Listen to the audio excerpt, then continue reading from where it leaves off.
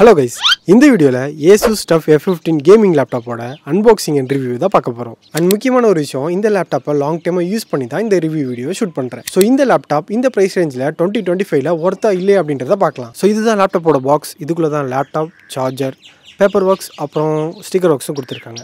அவ்வளோதான், பாக்ஸ்குள்ளே இது தவிர வேறு எதுவுமே இல்லை. நெக்ஸ்ட் இதோட ஸ்பெசிஃபிகேஷன்ஸ் அண்ட் ஃபீச்சர்ஸை பற்றி பார்க்கலாம். இந்த லேப்டாப்பில் ப்ராசஸருக்கு Intel Core i7 12th ஜெனோட ப்ராசஸர் கொடுத்துருக்காங்க. நெக்ஸ்ட் ஜிபியூக்கு NVIDIAவோட RTX 3050 4GB ரேமோட கொடுத்துருக்காங்க.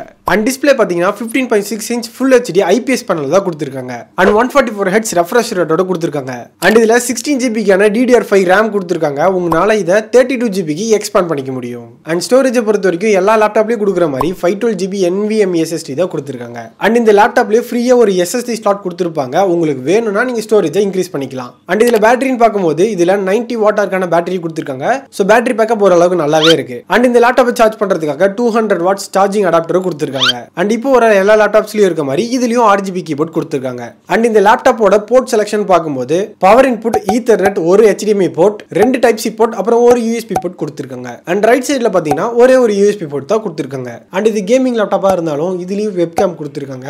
ஓரளவுக்கு கொஞ்சம் டீசெண்டாகவே இருக்கு. நீங்கள் ஒருவேளை மீட்டிங்ஸ்ல அட்டன் பண்ணுவீங்க அப்படின்னா லைட் ஃபேஸ் பண்ணி இருக்க மாதிரி லேப்டாப் வச்சு யூஸ் பண்ணுங்க. ஃபேஸ் கொஞ்சம் பிரைட்டாக தெரியும். நெக்ஸ்ட் இந்த லேப்டாப்போட பெர்ஃபார்மன்ஸ் எப்படி இருக்குன்னு டெஸ்ட் பண்ணி பார்த்த வரைக்கும் GTA 5ல 1080p நார்மல் செட்டிங்ஸ்ல 144 Hz ரெஃப்ரெஷ் ரேட்டோட விளையாடும் போது உங்களுக்கு 144 FPS சாலிடா கிடைக்கும். ஸோ ஆவரேஜா 140 FPSக்கு மேல இருக்கனால கேம் பிளே பண்ணும்போது நல்ல ஸ்மூத்தான விஷுவல்ஸை உங்களால பார்க்க முடியும். நெக்ஸ்ட் ஒரு சூப்பரான கேம் RDR2வை உங்களால 1080p ஹை செட்டிங்ஸ்ல 60 FPSல பிளே பண்ண முடியுது. அண்ட் ஓவராலாக மற்ற கேம்ஸை டெஸ்ட் பண்ணும்போது இந்த லேப்டாப் நல்லா டீசெண்டாகவே பர்ஃபார்ம் பண்ணுது. அண்ட் இந்த லேப்டாப்பில் கொஞ்சம் எடிட்டிங்லாம் ட்ரை பண்ணியிருந்தோம். அது எப்படி இருந்தது அப்படின்னா, ப்ரீமியர் ப்ரோவில் எடிட் பண்ணும்போது டைம்லைன் நல்லா ஸ்மூத்தாகவே ரன் ஆகுது. ஒருவேளை நீங்கள் இதை ஃபுல் அண்ட் ஃபுல் எடிட்டிங்காக யூஸ் பண்ணுறீங்க, 4K ஃபுட்டேஜஸ்லாம் நீங்கள் போட்டு எடிட் பண்ணுவீங்க அப்படின்னா நீங்கள் மீடியா என்கோடரில் ப்ராக்ஸி எடுத்துட்டு இதில் போட்டு எடிட் பண்ணிங்கன்னா நல்லா ஸ்மூத்தாக ரன் ஆகும். பட் நீங்கள் ப்ரீமியர் ப்ரோ எடிட் பண்ணிட்டு இருக்கும்போது ஆஃப்டர் எஃபெக்ட்ஸோட ரீப்ளேஸ் பண்ணி எடிட் பண்ணிட்டு இருந்தீங்க அப்படின்னா கண்டிப்பாக உங்களுக்கு டைம்லைனில் லேக் வரும். அண்ட் மெயினாக இதில் ஃபோட்டோஷாப் நான் ட்ரை பண்ணல, ஏன்னா நம்ம சகோதரர் வந்து ஃபோட்டோஷாப்பே யூஸ் பண்ண மாட்டார். இந்த வீடியோக்கு 1000 வியூஸ் வந்துச்சு அப்படின்னா மேபி நான் நெக்ஸ்ட் டைம் வேறு ஏதாச்சும் ஒரு லேப்டாப் ரிவ்யூ பண்ணும்போது உங்களுக்காக எல்லா சாஃப்ட்வேர்ஸ் அண்ட் கேம்ஸையும் இன்ஸ்டால் பண்ணி ஒன்னொன்னா உட்காந்து பெஞ்ச் மார்க்ஸ் டெஸ்ட் பண்ணி ரிவ்யூ பண்ணுறேன். நெக்ஸ்ட் இதோட தெர்மல்ஸ் அண்ட் பில்ட் குவாலிட்டி பற்றி பார்க்கலாம். அண்ட் இதோட பில்டு குவாலிட்டின்னு பார்த்தீங்கன்னா சாலிடான பில்டு குவாலிட்டி தான் கொடுத்துருக்காங்க. நீங்கள் அதிகமாக ட்ராவல்லாம் பண்ணுவீங்க அப்படின்னா இந்த லேப்டாப்பை நீங்கள் தாராளமாக சூஸ் பண்ணலாம். நெக்ஸ்ட் இந்த தெர்மல்ஸ்லாம் பார்க்கணும் அப்படின்னா இந்த லேப்டாப் அப்படியே திருப்பினீங்க அப்படின்னா அயன்மேன் சூட்டில் இருக்க மாதிரி அப்படியே அந்த காப்பர் பைப்ஸ்லாம் வந்து அப்படியே இந்த லேப்டாப்பில் பின்னாடி அப்படியே தெரியும். கேமிங் லேப்டாப்ஸை பொறுத்த வரைக்கும் லேப்டாப்ஸ் கண்டிப்பாக எப்பயுமே ஹீட் ஆகும். நீங்கள் நார்மலாக எந்த லேப்டாப் யூஸ் பண்ணுறதா இருந்தாலும் சரி, அடியில் லைட்டாக ஏர் சர்க்குலேஷனுக்கு இருக்க மாதிரி லைட்டாக லேப்டாப்பை லிஃப்ட் பண்ணி யூஸ் பண்ணுங்க. இப்படி யூஸ் பண்ணும்போது உள்ளே இருக்க ஃபேனோட லைஃபை உங்களால் இன்க்ரீஸ் பண்ண முடியும். ஒருவேளை நீங்கள் ஃப்ளாட்டான சர்ஃபேஸில் யூஸ் பண்ணீங்க அப்படின்னா உள்ளே இருக்க அந்த ஹீட்டடான ஏர்ஸ் தான் அது வந்துட்டு ரீசர்க்குலேட் பண்ணிகிட்டே இருக்கும். என்விரான்மெண்ட்டில் இருக்க அந்த ஃப்ரெஷ்ஷான ஏரை அதனால சர்க்குலேட் பண்ண முடியாது. ஸோ ஃபேன் வந்து இன்னும் எக்ஸ்ட்ரா சுற்றுற மாதிரி இருக்கும். ஸோ உங்களோட ஃபேனோட லைஃபும் அடிவாகும்.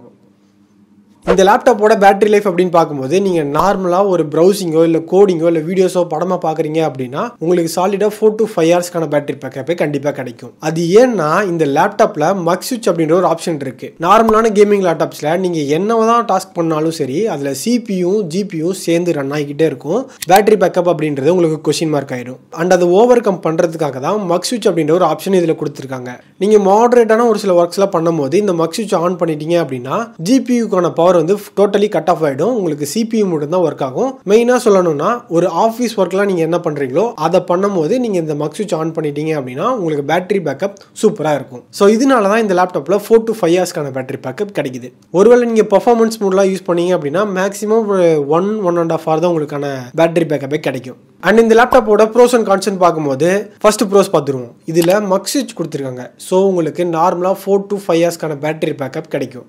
கேமிங் லேப்டாப்பில் இது ஒரு சூப்பரான ஒரு விஷயம். நெக்ஸ்ட் சாலிடான பில்டு குவாலிட்டியில் இருக்கு. உங்களுக்கு டிராவல் பண்ணும்போது ஈஸியாக இருக்கும். அண்ட் மெயினாக இதில் 90 வாட்டார்க்கான பேட்டரி இருக்கு. அண்ட் கான்ஸ்ன்னு பார்க்கும்போது பெருசாக இது இல்லை, கொஞ்சம் வெயிட்டாக இருக்கும். ஸோ கேமிங் லேப்டாப்ஸ் அப்படின்னாலே லேப்டாப்பும் வெயிட்டாக தான் இருக்கும், சார்ஜரும் வெயிட்டாக தான் இருக்கும்.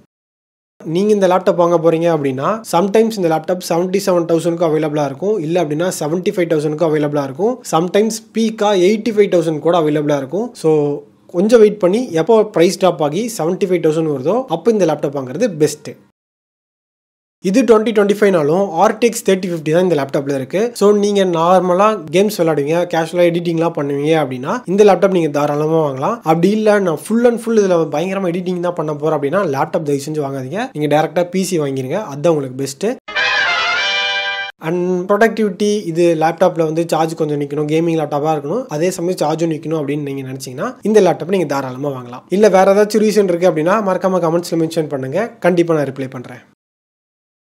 அண்ட் ஃபைனலாக இந்த லேப்டாப் வாங்கலாமா வேணாமான்னு கேட்டிங்கன்னா தாராளமாக வாங்கலாம். ஸோ நெக்ஸ்ட் இதே மாதிரி இன்னொரு வீடியோவில் பார்க்கலாம். பாய்.